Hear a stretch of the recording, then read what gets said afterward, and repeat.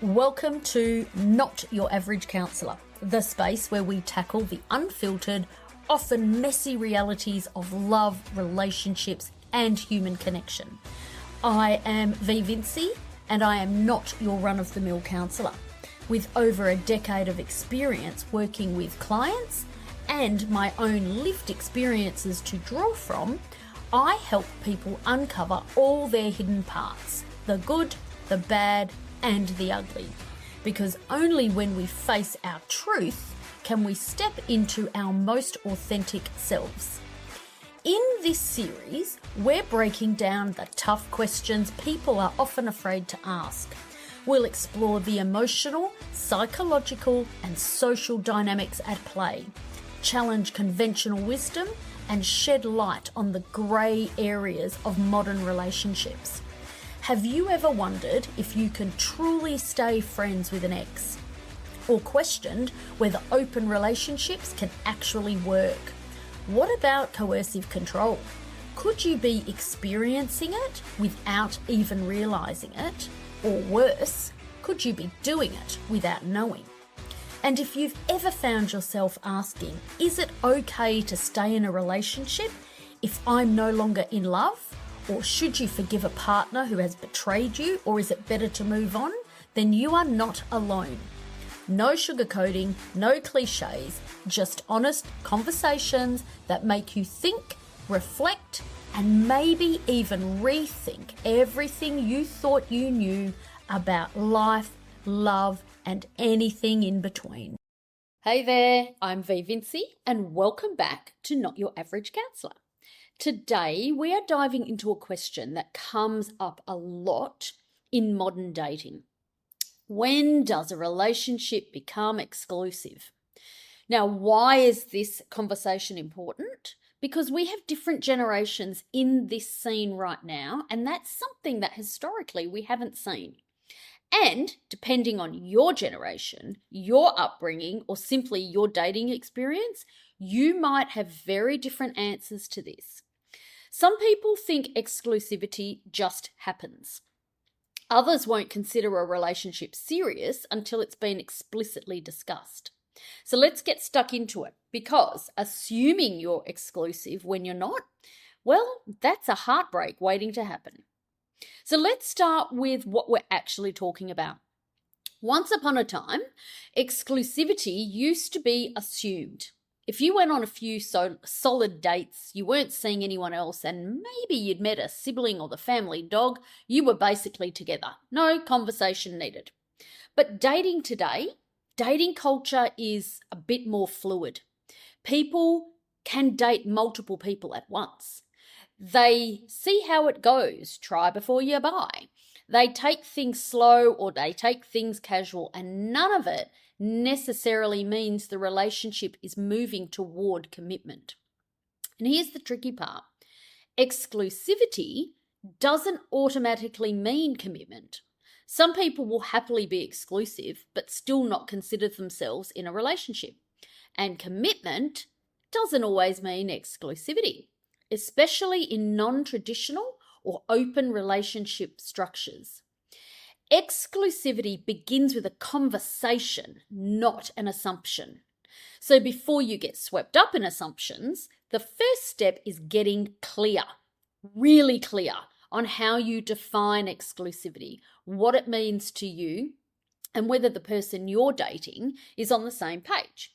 Because without that shared understanding, you're not in an exclusive relationship, you're in an unspoken guessing game. So, how do you know when things are shifting from casual to committed? There are usually a few indicators, subtle at first, then harder to ignore, that exclusivity might be taking shape. You're spending the majority of your time together, emotionally, physically, and in the day-to-day rhythms of life. Not just date nights, but groceries, Sunday errands, the nothing moments. You start prioritizing each other. When you make decisions, you think, how will this affect us? Not just what works for me. Neither of you is dating anyone else, and honestly, you're not even interested. Your dating apps are gathering digital dust. There's a consistency in how you show up for one another, not just effort when it's convenient, but a steady, reliable presence. These are all strong signs that something deeper is happening. But here's the catch. Even if all these signs are there, it still doesn't guarantee you're on the same page. Plenty of people behave like a partner long before they're willing to use the word, and that's exactly why we need to talk about it. Assuming you're exclusive just because things feel serious, well, that's exactly where people end up blindsided and heartbroken. You might be mentally building a future with someone while they're still treating the connection as casual until otherwise stated. You might be introducing them as your partner while they're still quietly swiping on dating apps or keeping their options open. You might be investing emotionally, sexually, or even practically while they haven't made the same internal shift. The risk isn't just disappointment, it's misalignment. When you assume exclusivity, you're operating off your own internal script, while they might be following a completely different one. The biggest trap here is mistaking emotional closeness for relationship clarity. Just because the connection feels deep doesn't mean the definitions have been discussed. And just because someone acts like a partner doesn't mean they see themselves as one. This is why clarity matters, because assumptions, no matter how hopeful, can cost you emotional safety. So, I get it. No one enjoys having the talk. It's vulnerable, it's awkward, and there's always that little fear of what if it scares them off. But here's the truth. Avoiding the conversation doesn't protect the relationship. It actually sets you up for confusion, mismatched expectations, and hurt feelings down the track. Everything you're trying to avoid, you're literally going to create. Clarity is an act of care for them and for you. The timing matters, and so does the tone. You don't need a formal sit across from each other at the table moment. You just need honesty, calmness, and a willingness to actually hear the answer. It can be as simple as, hey, I've really been enjoying what we've got and I want to make sure we're on the same page. Are we still seeing other people, or does this feel exclusive for you too? It's not a pressure test. It's not you forcing anything. It's not a bloody marriage proposal. It's you checking in on boundaries, expectations, and what's real rather than relying on assumptions. Because the only thing riskier than having the conversation is not having it at all. Sometimes exclusivity just happens. You stop dating other people without even discussing it. You fall into a rhythm, you're spending weekends together, you're not swiping, and it feels like a relationship. And honestly, there's nothing wrong with that until there is. Because when something goes wrong, when trust wobbles, when boundaries get crossed, or when expectations aren't met, you need something solid to anchor to, and that anchor is clarity.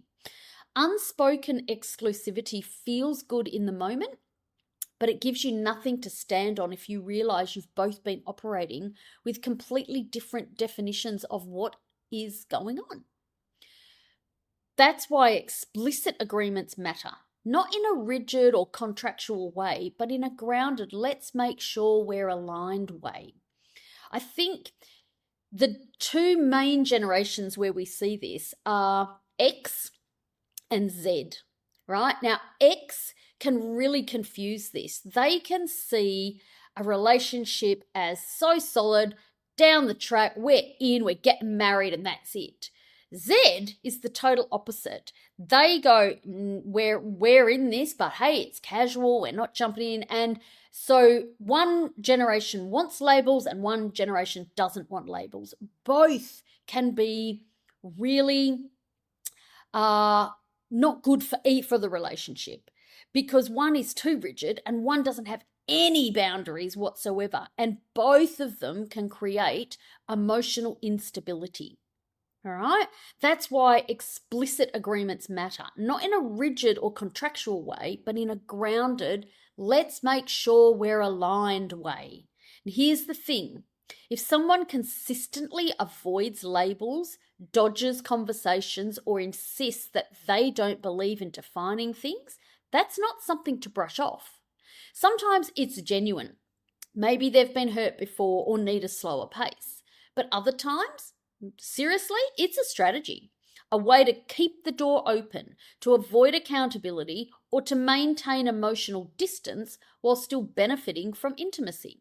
Either way, it's worth paying attention to it because clarity isn't clingy, it's healthy.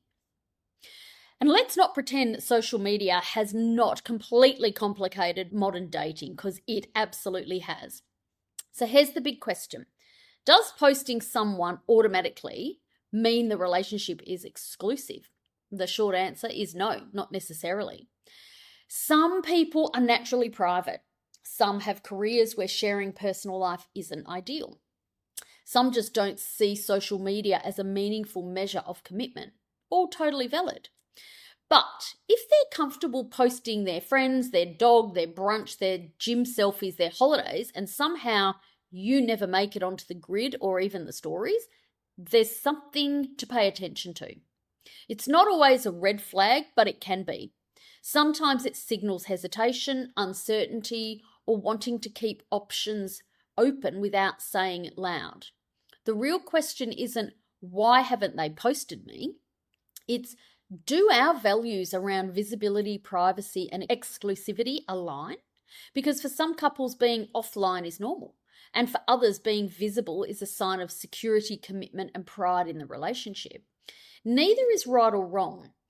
But if you are using social media as a marker of safety and they're using it as a wall, that mismatch will eventually create tension. It's about alignment, not appearances. There's one more common thing that I see is when one partner assumes exclusivity too soon. One person is already picturing future holidays, introducing them to friends, imagining what life could look like long term, babies, weddings, grandchildren. Now, the other person is still deciding whether they're ready to delete Tinder or shut down the talking stage with other people. When expectations are out of sync, someone ends up hurt. Disappointment builds and resentment creeps in, and pressure starts to replace connection. The truth is, assumptions are what relationships or are where relationships go off the rails. If you're unsure, ask. If you're hoping for exclusivity, say it out loud. And if you're not ready, own it clearly and kindly. It's far better to have 10 minutes of vulnerability than 10 months of confusion, hurt feelings, and mismatched expectations. Clarity saves everyone. And so let's talk about that awkward middle zone, that we're only seeing each other but we haven't actually defined anything stage. Modern dating loves this space. It feels comfortable enough to have closeness, but vague enough to avoid labels. So does it actually count as a relationship? Well, it can, but only if both people experience it in the same way. Being exclusive doesn't automatically mean you're committed. It simply means you've agreed not to date other people while you explore what this could become. For some couples, that's plenty. For others, it's not enough. So the real question becomes, what do you need to feel emotionally safe? What helps you feel chosen, not just convenient? And is this in between actually meeting those needs or keeping you on standby? The biggest trap is mistaking emotional closeness for relationship clarity. They are not the same. Exclusivity is one step. Commitment is another step. Clarity is what connects them. So let's talk deal breakers, because every relationship has them, whether we name them or not. If you've been dating for months, showing up with consistency, honesty, and intention, and they're still avoiding the exclusivity conversation, that's not a timing issue, that's clarity.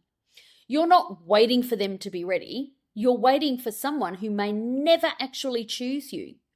Some people keep things vague on purpose. Vagueness gives them the perks of closeness without the responsibility of commitment. They get companionship, affection, attention, but without having to offer anything solid back.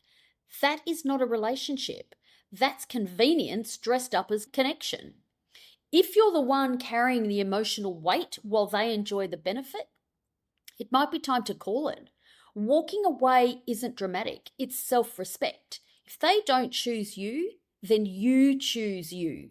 At the end of the day, there's no universal rule. Every relationship is different. Some couples become exclusive after 2 days, others take months. That's fine, as long as there's communication and both people are on the same page. The key is to define the relationship together. Make sure you're both clear on what exclusivity means and what each of you want moving forward. That doesn't make you too much. It makes you choosing you, and that's important. So, when does a relationship become exclusive? When both people bloody say it is. Not when you sleep together, not when you delete the apps, not when you meet each other's families. Exclusivity begins with a conversation, not an assumption. Because in a healthy relationship, clarity is more romantic than guessing. Thanks for tuning in. Don't let the conversation stop here. DM me or get some comments flowing on my social media channels. All those links are in the notes. See you next time. If you enjoyed this episode, I'd love for you to take a moment to rate and review the podcast. Your feedback helps more people discover this information, and it means the world to me. So if this resonated with you, let me know. Your input helps me keep creating content that makes a difference. And don't stop there. Share this podcast with your friends, family, and on social media. Be sure to tag me at VVinciTherapist so I can see and connect with you.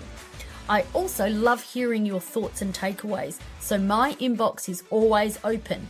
DM me anytime. Thanks for listening. Catch you next time.